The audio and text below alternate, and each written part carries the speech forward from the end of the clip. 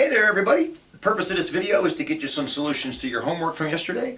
I called it black box math, which just means we made up a mathematical function and then you had to use it. So it looks like the rules are, if you got x club y,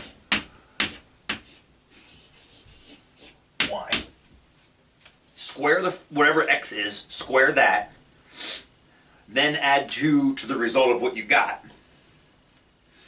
And then take whatever you got there in step 1 and 2, multiply by the third number. So the first one is 2 club, what's my broccoli, but club, 2 club 3. Okay, so following the instructions, that means we got to take the first number and square it. So 2 squared is 4. Then we take that number, whatever we get there, and add 2 to it. That's 6. And then we take 6 and multiply it by the second number, which is 3. So that's going to be 18 for your first one. 18 is going to be the 2 club 3. Okay. Next up is 5 club 5. Okay. So first number, 5. Square it, you get 25. Take that and add 2 to it.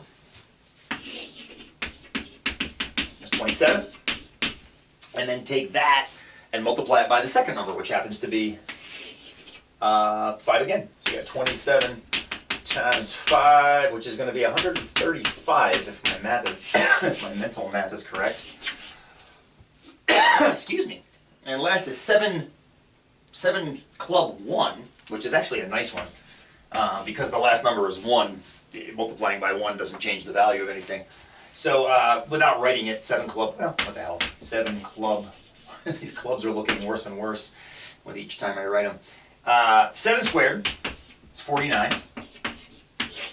49 plus 2 is 51, and 51 times 51 is 51. So, done. Done, done, done. And then it says write an expression for this, for the original x club y. So what you had to think of here for x club y was what's actually going on. You know, what is happening?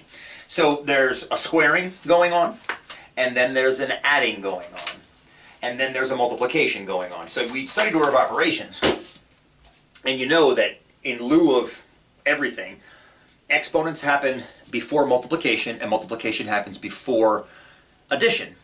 But remember in this one, what you have to do is you have to do this exponent and then add to it. So you have to do all this before you multiply by that 3 at the end. Remember this 6 that was right here? That 6 is 2 squared plus 2, right? I mean, this 2 squared is 4, and that 4 is the same as that 4. Which means this whole thing has to happen before it gets multiplied by 3. This whole thing has to happen before it gets multiplied by 5. This whole thing has to happen before it gets multiplied by 1. So knowing that, you have to take whatever the number x is, square it, and then add 2 to it before multiplying by the second number. And that's what I was looking for that last one. So the parentheses are very important because that forces the x times x plus 2 to happen before it gets multiplied by the y. All right? Hope that makes sense, and we'll see you in class on Monday.